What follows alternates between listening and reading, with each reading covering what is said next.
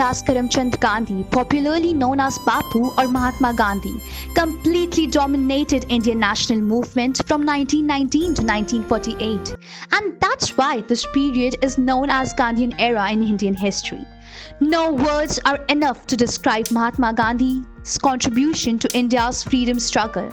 Let's begin by examining the Pietermaritzburg railway station incident, in which Gandhiji was evicted from a train in South Africa's Pietermaritzburg station because the compartment he was in was reserved for whites only.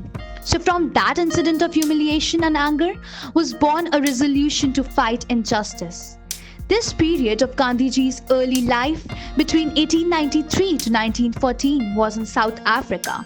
Then Gandhiji entered public life by forming Natal Indian Congress, and this is when and where he evolved the technique of Satyagraha. He deployed Satyagraha in the Indian independence movement and also during his earlier struggles in South Africa for Indian rights. Satyagraha theory influenced Martin Luther King Jr. and James Powell's campaigns during the civil rights movement in the United States, as well as Nelson Mandela's struggle against apartheid in South Africa, and many other social justice and similar movements. Gandhiji's first experiment Satyagraha proved not only unique but effective. The South African government had to listen to the voice of reason, and in 1915 repealed most of the unjust act against the Indians. The next phase of Gandhian era starts when Gandhiji's return to India in January 1915 and spent the next 4 years in studying the Indian situation. During the course of 1917 and early 1918, he was involved in 3 significant struggles: Champaran, Kheda, and Ahmedabad. Gandhiji thus connected with the masses like no other leader had ever done before.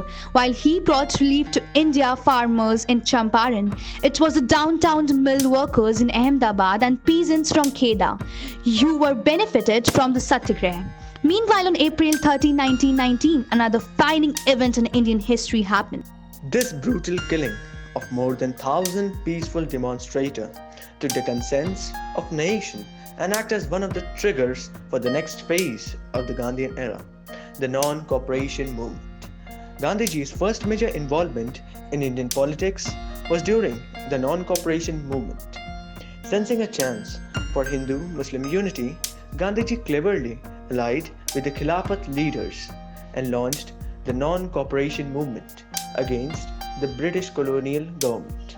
For the first time in Indian history, he succeeded in ensuring active participation of almost all classes of society in the national mainstream. Women, children, workers, peasants, all previously impervious classes participated in the non-cooperation movement because of Gandhiji. Similarly, Gandhiji conceptualized the civil disobedience movement and launched the immensely successful Dandi March. Through the civil disobedience program, he sought to take agitational politics to the maximum portion of the Indian populace.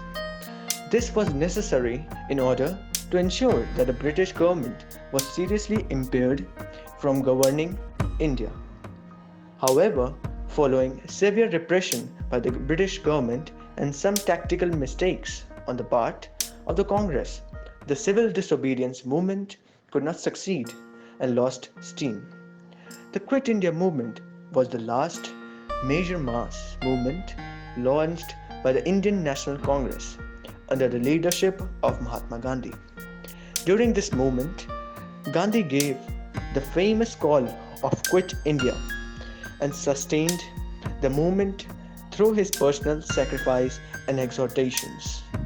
Before you discuss about the resolution, I would like to present before you 2 things. I want you to understand these 2 things very clearly and to consider them from the same point of view from which I am presenting them before you. I want you to consider them from my point of view, because if you all could approve it, you all will be enjoying to carry out all I say. It is a great sense of responsibility. There are some men who ask me if I am the same Gandhi that I was back in 1920, or has there been any change in me or you? They are asking the right question. But let me hasten to assure that I am the same Gandhi that I was back in 1920. There has been no change in my fundamental respect, and I attach the same importance to non-violence as I did then. Occasions like in the present rarely happen in somebody's life. And I want all of you to know and feel that there is nothing but purest ahimsa in all I say. Here is a mantra that I give to you. You all may imprint it in your heart so that every breath of yours can give it expression. The mantra is do or die. We may either free India or die in the attempt, but not live in the perpetuation of its slavery. Every true Congress men and women will join the struggle with inflexible determination not to remain alive to see the country in bondage and slavery. I call upon my countrymen to imbibe the magical words, do or die, and to throw away the yokes of foreign domination forever.